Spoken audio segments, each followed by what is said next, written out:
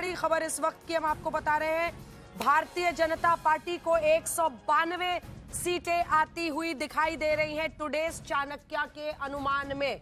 आपको बता दें, नतीजे नहीं हैं, ये सिर्फ और सिर्फ अनुमान है और टीएमसी सिमटती हुई दिख रही है 100 सीटों पर।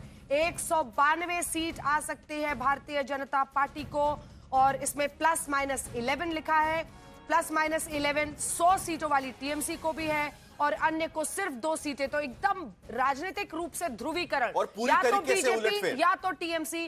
और इस नजरिए से बीजेपी की इस एग्जिट पोल के अनुमान के मुताबिक बन रही है वहां पर सरकार। पूरी तरीके से उलटफेर इसमें, क्योंकि बीजेपी को 48% वोट शेयर मिल सकता है, ये अनुमान टुडे चाणक्य के एग्जिट पोल में रखा गया है, जबकि टीएमसी को 38% का वोट शेयर मिल सकता है, जो पिछली बार पलटना पूरी तरीके से। जितना ममता बनर्जी को था वो बीजेपी को जा रहा है परसेंटेज, और जितना बीजेपी को था वो टीएमसी की थी। लेकिन बीजेपी 192 सीटें जीत सकती है प्लस माइनस 11, और तृणमूल कांग्रेस 100 सीटें जीत सकती है। टुडे चाणक्य का अनुमान है प्लस माइनस 11, और अन्य जिसमें कांग्रेस या सीपीएम या लेफ्ट पार्टी शामिल है 2 सीटें प्लस माइनस 2 उन्हें उसमें मिल सकती है। यानी बड़ी एक खबर और इस वक्त एग्जिट की हम पोल आपको में बता रहे हैं, एक बार फिर से बहुत बड़ा राजनीतिक फेरबदल हो जाएगा अगर पश्चिम बंगाल में आजादी के बाद से आज तक यहां पर बीजेपी कभी सत्ता में नहीं आई है। पिछली बार का बेस्ट परफॉर्मेंस 77 सीट, और अगर 294 में से वो 192 सीटें ले आते हैं तो ये बहुत बड़ी बात हो जाएगी। और भारतीय जनता पार्टी के विस्तार में अगर आप देखिए तो बिल्कुल, मतलब जिसको आप समझ लीजिए, उत्तराखंड से लेकर पूरे दिल्ली से होते हुए उत्तर प्रदेश होते हुए बिहार, उड़ीसा, बंगाल और इधर पूर्वोत्तर के अनेकों राज्यों में, तो आप कह सकते हैं कि नॉर्थ इंडिया में मध्य प्रदेश, राजस्थान, जहां भी आप देखिए पूरे उत्तर भारत में मतलब बीजेपी ही बीजेपी आपको गुजरात तक दिखाई दे रही है। और जरा फाइनल डिटेल्स जरा देख लीजिएगा एक के बाद एक, क्योंकि अलग अलग कास्ट कॉम्बिनेशंस ने कैसे वोट किया हुआ है। तो मुस्लिम वोट्स 71% तृणमूल कांग्रेस को मिल सकता है, यह टुडे चाणक्य का अनुमान यहां पर रखा गया है। पिछली बार सीएसडीएस के मुताबिक 75% वोट मुस्लिम वोट तृणमूल कांग्रेस के पास पड़ा था, बीजेपी को 8% मिल सकता है।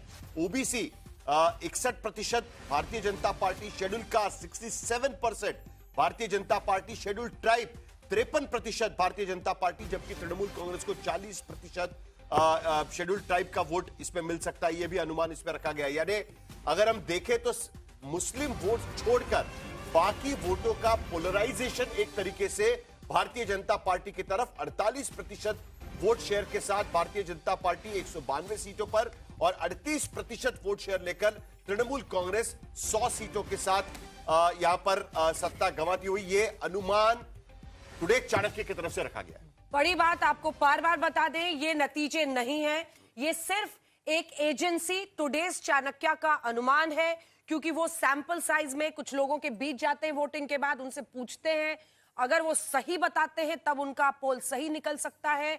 वो भी सैंपल साइज है, सभी से बात तो करते नहीं है, इसलिए इंतजार करना होगा और हमेशा with a pinch of salt ही इस पर चर्चा होनी चाहिए। लेकिन अगर यही नतीजों में तब्दील होता है तो फिर शशि शेखर जी प्रचंड जीत ये कहलाएगी, और भारतीय जनता पार्टी के लिए, मतलब जिस सपने के साथ ये प्रधानमंत्री नरेंद्र मोदी और गृहमंत्री अमित शाह की जोड़ी काम कर रही है अपने पार्टी के विस्तार के लिए, उसमें सबसे बड़ा झंडा वो गाड़ देंगे। इसमें कोई दो राय नहीं है। अगर आप देखिए, अगर ऐसा होता है तो बंगाल की खाड़ी से लेके हिमालय के चीन की सीमा तक, हिमालय तक, और हिमालय की दूसरी चोटियों से लेकर पूर्वोत्तर की चोटियों से लेकर अरब सागर तक पूरी तरह से झंडा लहरा जाएगा। कुल 5 स्टेट ऐसे बचेंगे जहां उन्हें इस पर काम करने की जरूरत होगी।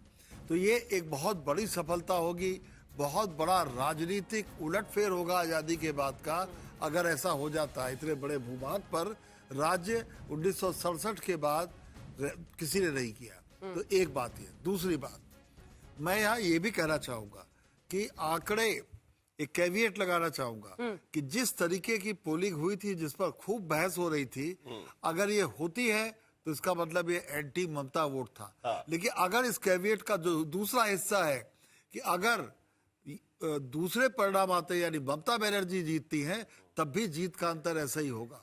तब लोग ये कहेंगे कि बंगालियत जीत गई और इस तरीके की वो तो राजनीति अपने आ गई। हिसाब से देखिए, जो जीता वो सिकंदर, और फिर सिकंदर अपनी वजह खोज ही लेता है। हार जीत एक तरफा होगी, इसमें कहीं कोई दो राय नहीं है। जिसकी ये भी ये बात तो साफ हो गई है। ये बात तो बिल्कुल फंसेगा नहीं मामला। मामला नहीं गौरव जी, फंसेगा। लेकिन ज्यादा खुश होके मत कुछ बोल लीजिएगा। कई बार नतीजे वाले दिन एग्जिट पोल का पूरा वीडियो लोग बहुत वायरल करते हैं, लेकिन अगर यही अनुमान नतीजों में तब्दील होते हैं तो जाहिर तौर पर बीजेपी के लिए इससे हिस्टोरिक, इससे ऐतिहासिक मतलब उसके इलेक्टोरल सफर में कोई मकाम नहीं होगा। बिल्कुल बिना किसी राय के ये कहा जाएगा। और गौरव जी से इस पर भारतीय एक राजनीति का इतिहास इसको होल्ड आवर हॉर्सेस। एकदम पकड़ के रखिए सर, जोर से आशुतोष जी। अब तो आप एडवांटेज बीजेपी बोल दिए हैं, फंसिएगा अगर उस दिन कुछ। अभी बोले आप, हाँ एज है बोले, टीएमसी को बोला मैंने।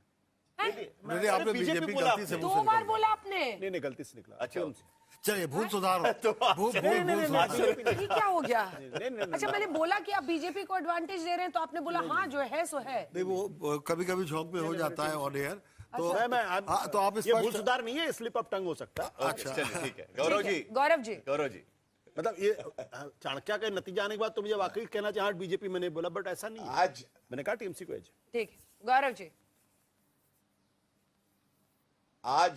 आजकल स्लिप ऑफ टंग नहीं कहा जाता है, तेजस्वी यादव कहते हैं टंग ऑफ स्लिप हो गया है।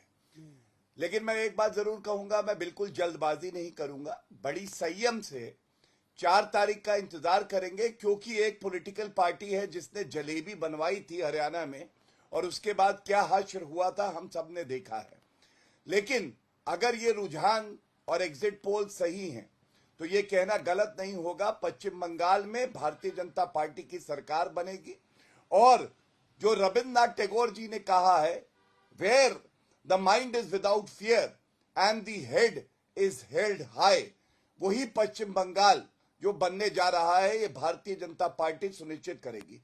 दूसरी बात, ये आंकड़ा एक महत्वपूर्ण बात और कहता है, 2021 में भारतीय जनता पार्टी के पास उससे पहले 16 में 3 सीटें थी, फिर 77 पे हम पहुंचे, 74 सीटों का इजाफा हुआ, अब 192 दिखा रहा है, मतलब 115 सीटें और जोड़ने जा रहे हैं। अगर ये इतिहास कोई रच सकता है तो वो मेहनत वाली, ईमानदार, कर्मठता वाली पार्टी भारतीय जनता पार्टी ही कर सकती है। और मैं इंतजार करूंगा 4 तारीख का, जब हम जनता का आभार भी व्यक्त करेंगे और जीत का लड्डू अपने विपक्षी पार्टियों को भी खिलाएंगे, संजय शर्मा जी, जिस रसगुल्ले में कंकड़ ना हो। 92% वोटिंग बिहार पश्चिम बंगाल के भीतर हुआ इस बार के चुनाव में। इसका मतलब यह कि भारी संख्या में लोग जो जिनका वोट रजिस्टर था वो भारी संख्या में निकल पाए। तो अगर ये एग्जिट पोल सही निकलता है तो कम से कम ये नहीं कह पाएंगे कि लोग अपना वोट नहीं डाल पाए थे, तो कोई और कारण देना पड़ेगा। तो क्या हम ये मानकर चले कि एंटी इनकम्बेंसी वर्क पर कर पाई है बीजेपी के फेवर में, जिस तरीके से बीजेपी के नेताओं ने वहां पर एंटी इनकम्बेंसी को लेकर चुनाव प्रचार किया था? मैं साहिल जी आपको बोलूंगा कि अभी बेवजह तनाव लेने की कोई आवश्यकता नहीं है, हमें 4 तारीख तक इंतजार करना चाहिए, क्योंकि जैसे आंकड़े इन्होंने बताए हैं जमीन पर हमें वैसे आंकड़ों का सुराग कोई दूर दूर से हम देख नहीं पा रहे। आपका अनुमान बता दीजिएगा। वो तो ममता बनर्जी ने 226 कही थी। संजय जी सुनिए ना, संजय जी सुनिए, एक दूसरा सवाल, ठीक है आपको, मुझे पता है कि आप क्यों इस पर रिएक्ट कीजिएगा, आपको जाहिर तौर पर ये पोल सही नहीं आया लगेगा, आप पसंद नहीं आएगा, लेकिन एक छोटा सा सवाल है, क्या आपने कभी इस बात पर चिंता किया है, जब हम लोग रिपोर्टर्स भी जाते हैं, कोई कैमरे पर टीएमसी के खिलाफ बोलने से भी डरता है, इसकी वजह क्या है? मैं कई दुकानदारों के पास गई, उन्होंने कहा नहीं दीदी माइक पे नहीं बोल सकते हैं, इधर उसका कार्यकर्ता आ जाएगा, क्योंकि इसी को बीजेपी ने अपना सबसे बड़ा प्लान बनाया। उन्होंने कहा भय से भरोसे तक, एक रिस्पॉन्स नहीं, ये ऐसा कोई भय दूर दूर तक नहीं है। मैं बचपन से ही देख रहा हूँ, छात्र राजनीति से मैं राजनीति में हूँ, लोग ऐसे चुनाव के समय लोग अपने पत्ते नहीं खोलते हैं, नहीं बताते हैं, ये शुरू से ही बंगाल में परंपरा रही है और आज के दिन में ऐसा कोई भय नहीं है। सोशल, चलिए फैसला मैंडेट से आएगा, जनता के मैंडेट से आएगा।